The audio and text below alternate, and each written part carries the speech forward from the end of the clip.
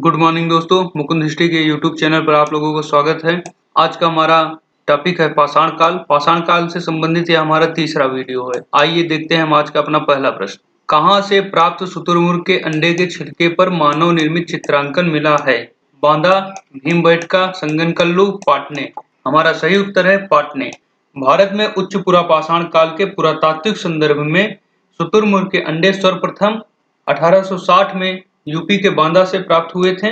पाटने महाराष्ट्र में स्थित है। यहाँ से प्राप्त तिथि 25,000 ईसा पूर्व के है। पाटने महाराष्ट्र में स्थित है। यहाँ से प्राप्त तिथि 2500 ईसा पूर्व की है। नेक्स्ट, इस प्रश्न में दो कथन दिए गए हैं। भीमबेटका से 29 प्रकार के जंतु प्रजातियों का चित्रण मिलता है। दूसरा कथन है भीमबेटका में चित्रित हाथी, शेर, जंगली भैंसे, गौर और काला हिरण वर्तमान में उस क्षेत्र में नहीं पाए जाते हैं। उपर्युक्त कथनों में से सही विकल्प चुनना है। केवल एक, केवल दो, एक और दो दोनों, डी न तो एक न तो दो। हमारा सी ऑप्शन सही है, एक और दो दोनों।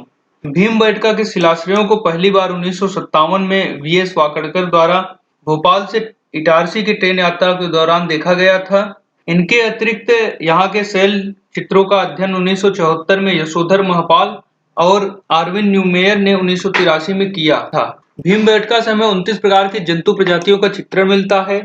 यहाँ पर चित्रित हाथी, शेर, जंगली भैंसे, गौर और काला हिरण वर्तमान में उस क्षेत्र में नहीं पाए जाते हैं। नेक्स्ट, चावल के प्राचीनतम साक्ष्य मिले हैं। बेलन घाटी, नर्मदा घाटी, गोदावरी घाटी, सोन घाटी। हमारा सही उत्तर है बेलन घाटी। बेलन घाटी इलाहाबाद या प्रयागराज जिले में स्थित है। इसके बाएं तट पर कोल्डीवा नामक स्थान से धान तथा भूसी के साक्ष्य हमें मिले हैं।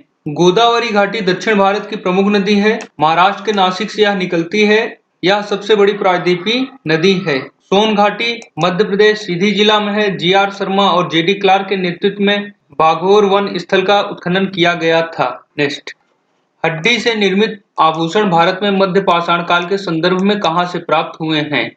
सरायनहार राय, लिखैया, महदहा, चौपानी, मांडू। हमारा सही उत्तर है सी महदहा। महदहा से हड्डी के आभूषण और हड्डी से बने तीराग्र भी मिलते हैं, अर्थात तीर के अग्रभाग में लगाए जाने वाले उपकरण भी हमें मिलते हैं। सरायनहार राय, महदहा और दमदमा यूपी के प्रतापगढ़ जिले में स्थित है। सरायनहार राय से हमें एक ही कब्र में 400 मिले हैं। मध्य पाषाण काल का स्तर यहाँ पर 8400 ईसा पूर्व का है।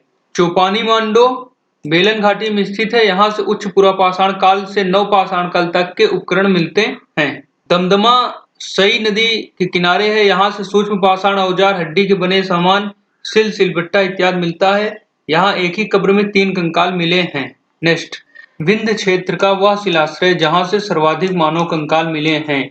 सुहागी घाट, सिंगरौली, लहुरादेव, लिखैया। हमारा सही उत्तर है लिखैया। लिखैया मिर्जापुर जिला में स्थित है। यहाँ से ब्लेड, फलक एवं सूक्ष्म पाषाण औजार भी मिले हैं। सुहागी घाट भारत में पहला शैल चित्र यहीं से 1867-68 में प्राप्त किया गया था। यह कैमूर पहाड़ी पर स्थित है। एसी कार्लायल द्वारा इसे खोजा गया था। सिंगरौली मिर्जापुर में है। कृष्णा स्वामी व उनके साथियों ने यहाँ उत्खनन कार्य किया था। लहुरादेव यूपी उत्तर प्रदेश संत कबीर नगर जिला में स्थित है। यहाँ से धान के प्राचीनतम साक्ष्य मिले हैं। यहाँ से प्राप्त धान का साक्ष्य सर्वाधिक पुराना है। अब तक के इतिहास का लगभग कितने प्रतिशत ऐतिहासिक श्रेणी में आता है? 1.1%, 5%, 2.5% और 0.001%। दोस्तों, इस प्रश्न पर हमें थोड़ा ध्यान देने की आवश्यकता है। यहाँ हमसे पूछा क्या गया है? ऐतिहासिक श्रेणी।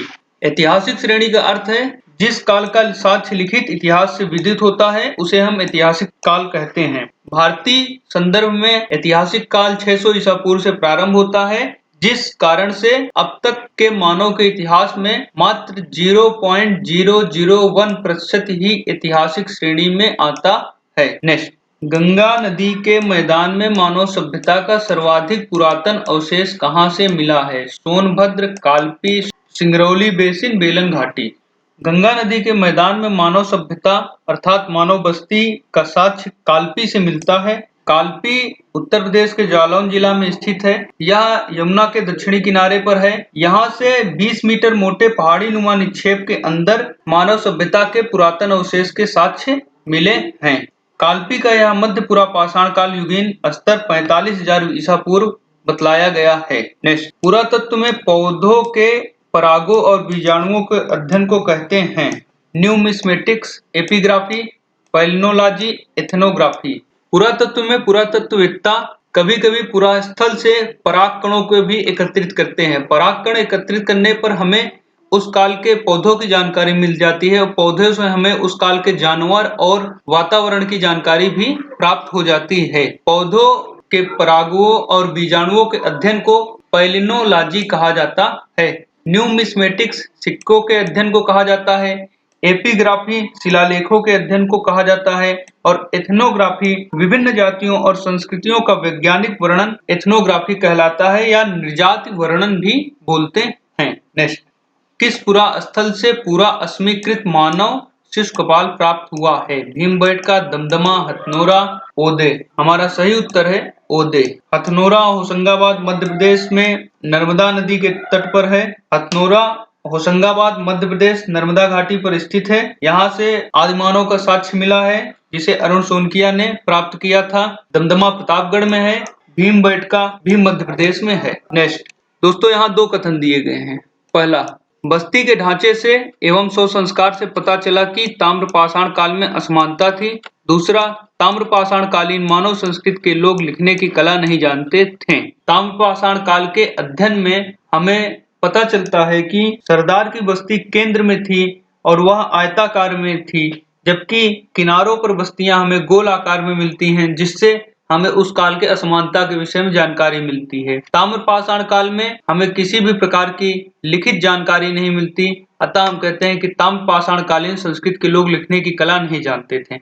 अतः हमारा दोनों विकल्प सही है। तो आइए हम देखते हैं किसमें हमारा दोनों विकल्प सही मिलता है। हमारा सी ऑप्शन इस हिसाब से सही है, 1 और 2 दोनों। तो दोस्तों, आपको कैसा लगा हमारा यह आज का वीडियो? अगर यदि आपको अच्छा लगा हो तो आप इसे अपने दोस्तों के साथ भी शेयर करिए, कमेंट करिए आपके जो भी सुझाव हों और लाइक करिए।